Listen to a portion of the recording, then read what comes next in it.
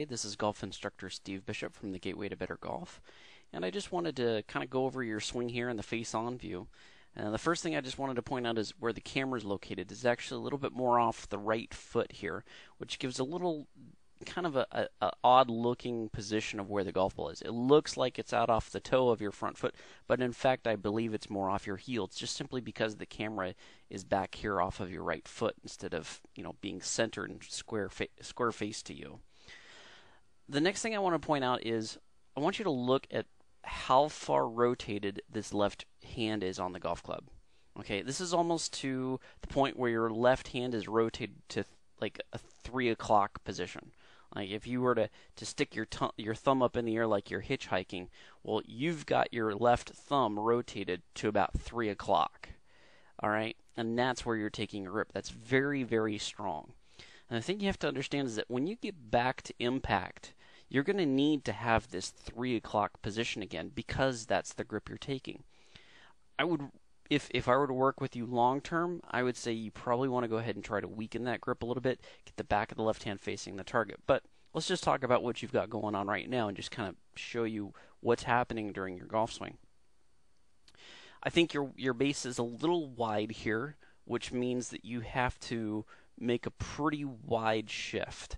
You have to make a pretty big sway or push forward to get onto your front foot by the time you get to your finish.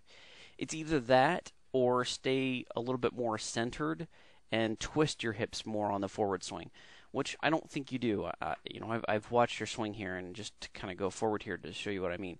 You make a pretty good shift forward here, so you end up on your front foot, but you'll notice that you have to really drive your hips pretty far to get them to go. I mean, look at where it is here and where it is there. It really moves a lot, which is fine. I like a lot of drive, but I think this might be eased up a little bit. It wouldn't be so difficult for you if you just narrowed your stance just a couple of inches. Get that right foot about here instead of out over here.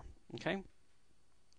Now with that strong grip, I'm just going to I can almost tell you that by the time you get here, it is well inside. Okay, it's what naturally happens with such a strong grip. The club is going to be well inside. Now, unfortunately, we're not looking at we're not looking at a down the line view, but I'm sure you've probably been told this if you've been looked at all by anybody else. By the time you get up to the top of your backswing, it's kind of difficult because the video is really grainy, but I definitely know that there's a lot of bend in that left wrist. It's not flat at all. And that's pretty common with people who have a really strong grip because they really want to get that thumb on the side of the shaft at the setup. Let me just go back here, because you're basically getting the left thumb right behind the shaft to the side of it, at, like I said, about 3 o'clock position. And that 3 o'clock position mean when you get to the top, you're going to generally try to keep that thumb underneath the shaft at this point, and it's close to the first knuckle of your left hand.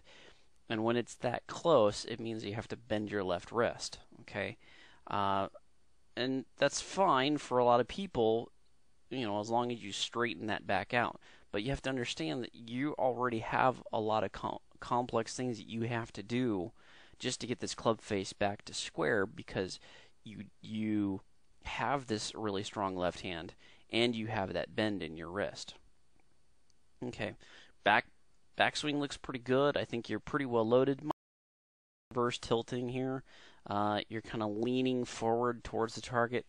This isn't too uncommon. I think that a lot of people can get away with this as long as you drive the hips really, really strong on the forward swing, which you do. So that's how you manage to get from what's almost like a reversal. Here's basically a semi about where your spine angle is. Here, let me draw this a little bit closer to where your spine actually is here. Okay, so if your spine's about like that, almost straight up and down, how are you going to get any sort of tilt by impact? And that's the only way you can do that without moving your head significantly back is to drive your hips a significant amount forward, and that's basically what you do. That's how you obtain your tilt. So that's essentially what's going on with your golf swing. You've got that strong grip, and I think that is where you are going to be seeing this kind of awkward release from.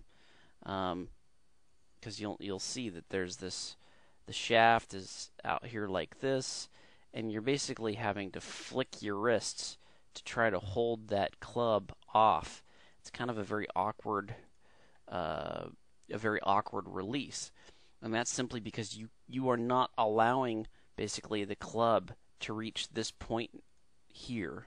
Okay, because you can't. If you were to release the club head, you'd square it up too much. You get it too closed, and you would end up hitting these big old pole hooks that fall off the face of the earth. And unfortunately, if in case you don't know, speed is distance over time. Well, imagine if the shaft was somehow able to get here instead of here by the time you reach this position. That means the club head would have traveled further in the same amount of time, which means more club head speed. That's what a good release does for you. Now, unfortunately, because of your strong grip and the way you have to swing, you cannot release the club. Okay, most professionals, you'll see that the club is starting to outrace their hands and be up here. Yours is here. Okay, notice how far behind you are getting with the club head from your hands. So your hands are constantly having to lead the club head.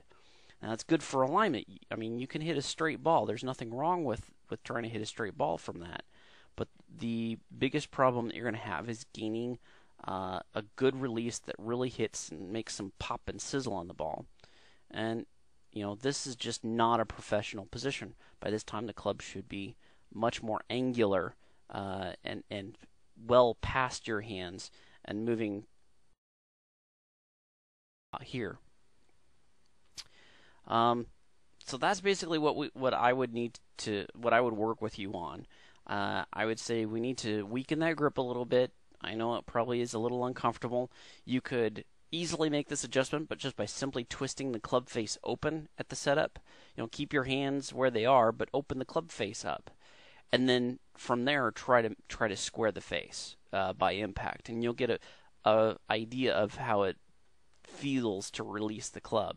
The other thing is I would narrow the stance a little bit, maybe get that right foot a little bit closer like that. I think your ball position is fine. I think your hand position is fine. Once we get that foot back in there like that, I think your tilt's going to be good. So I would work on just basically, weaker grip, learning how to release the club instead of trying to hold it off here like this. And eventually you just hit some amazingly long shots, I'm sure, because it looks like you generate a lot of club head speed. All right, that's it.